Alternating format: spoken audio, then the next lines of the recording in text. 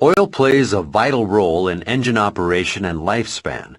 Engine oil's four primary functions include lubricating, suspending contaminants, dissipating heat, and acting as a hydraulic fluid for internal engine components. Lubrication represents oil's primary function. Inside the engine, moving parts generate friction. Oil reduces friction between these surfaces by creating a narrow film of oil molecules. This oil film reduces friction and heat. Oil also isolates and suspends harmful contaminants between oil changes. By suspending these particles, every oil change flushes this damaging material out of the engine. Oil also protects against rust and corrosion by coating all internal engine parts, preventing oxidation. As oil flows through the engine, it also removes heat from friction points isolated from the cooling system. Finally, vehicles use oil as a hydraulic fluid, engaging such components as VTEC rocker arms, VTC actuators, and the cam chain tensioner. In order to lubricate all the moving parts of the engine, all oil systems use common components. A typical system uses a pump to move pressurized oil throughout the engine, and then gravity returns oil back to the engine's sump to circulate through the engine again. In this section, we'll review these components. The lubrication system uses a positive displacement oil pump to pressurize engine oil passages. Some pumps mount at the front of the crankshaft, while other engines drive the pump using a chain connected to the crankshaft. The pump assembly includes a relief valve designed to limit total system pressure. The relief valve opens if oil pressure exceeds spring pressure due to extremely low temperatures or a blockage in the oil passages. When open, the relief valve directs oil back to the oil pan. From the oil pump assembly, oil flows to an oil filter. Inside, filtration media traps contaminants such as dirt or metal particles. If allowed to circulate in the oil system, these contaminants can cause wear on the bearing surfaces of the engine. Contaminants may be the product of combustion or an internal contaminant. Products of combustion include soot, carbon particulates, unburned fuel, and water. When oil remains in the engine too long, these contaminants overload the oil's ability to handle them and forms a coating called sludge. This sludge covers internal engine parts, blocks the return path to the oil pan, and reduces lubrication performance. Internal contaminants consist of metallic particles, spent oil additives, sulfuric acid, and nitric acid. These contaminants increase wear on moving parts, leading to greater friction, reduced oil pressure, and component failures.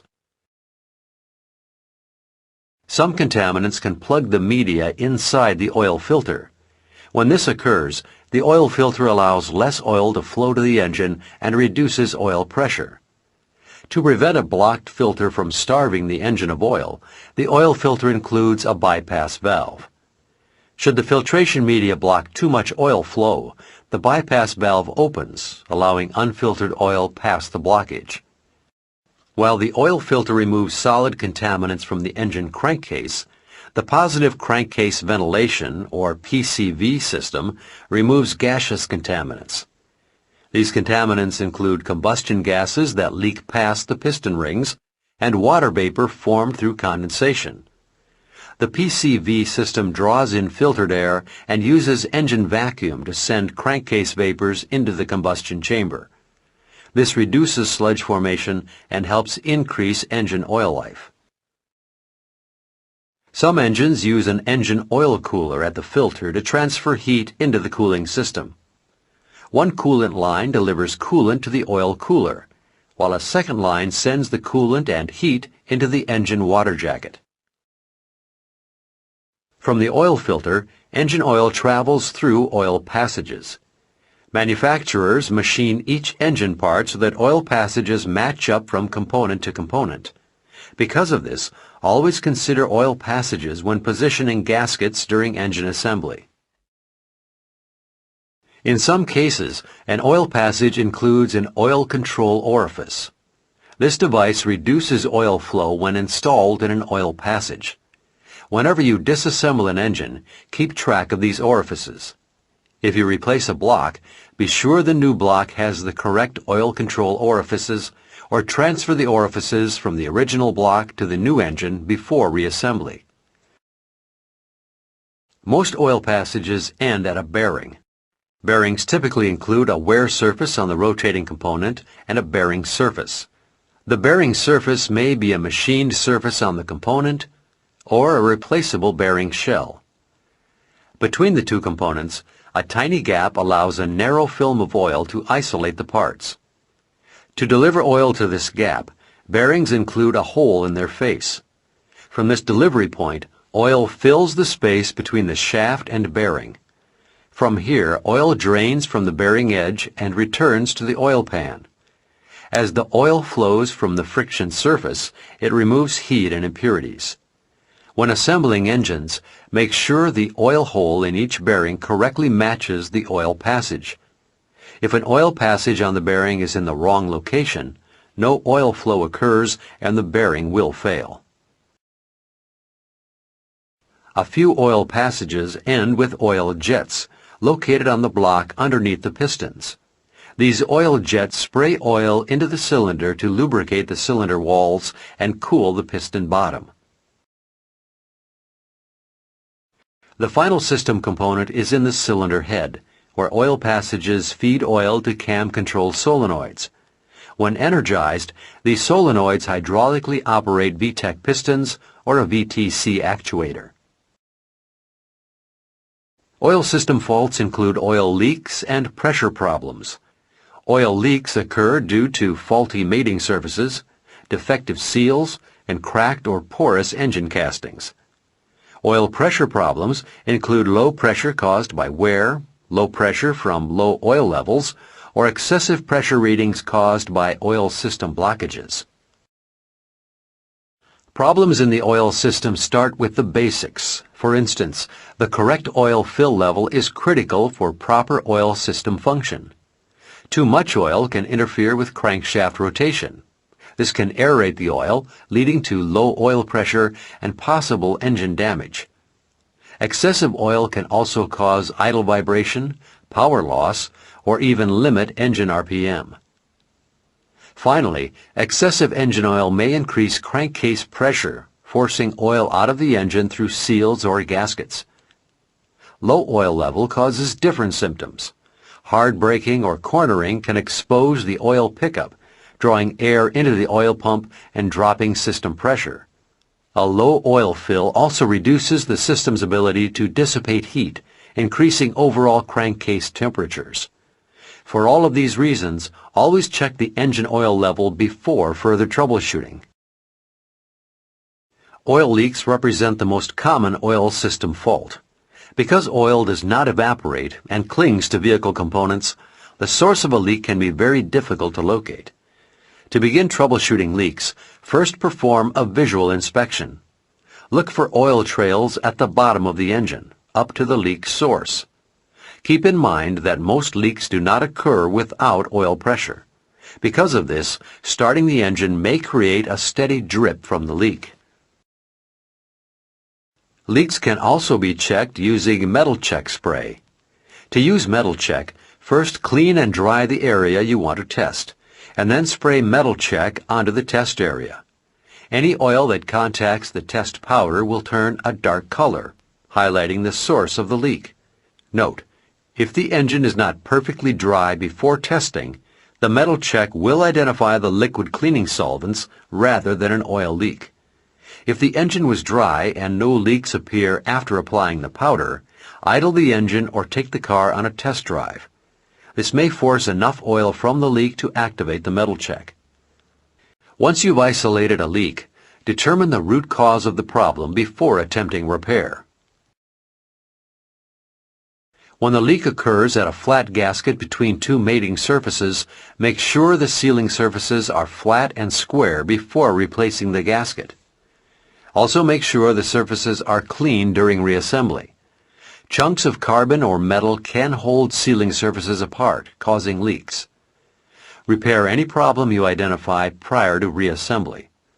Also, check for loose or broken bolts near the point of failure. Loose bolts allow the gasket to relax, leading to oil leaks.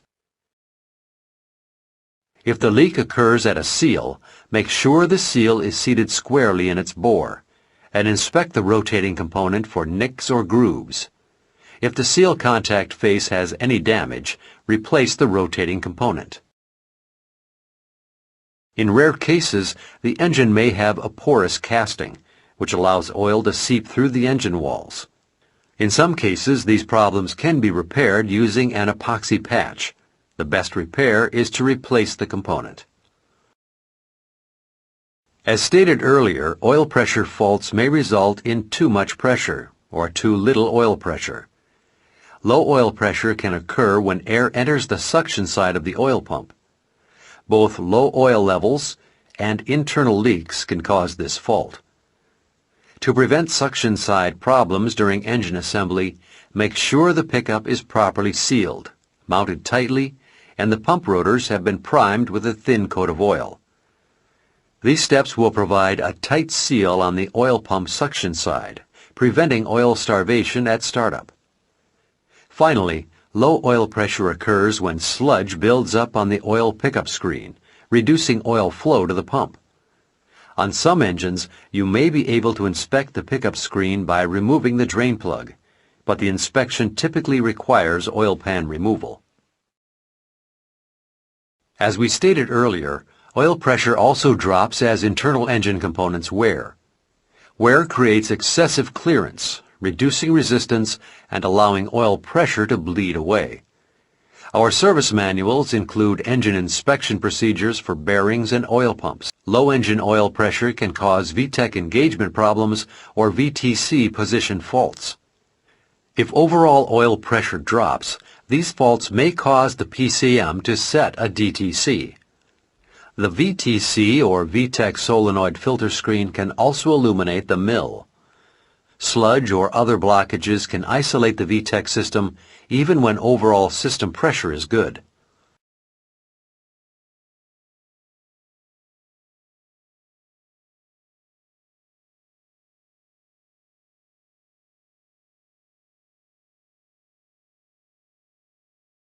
To confirm oil pressure faults, check actual pressure using a mechanical oil pressure gauge. Oil pressure should be at least 10 psi at idle and match the service manual specifications at 3000 RPM.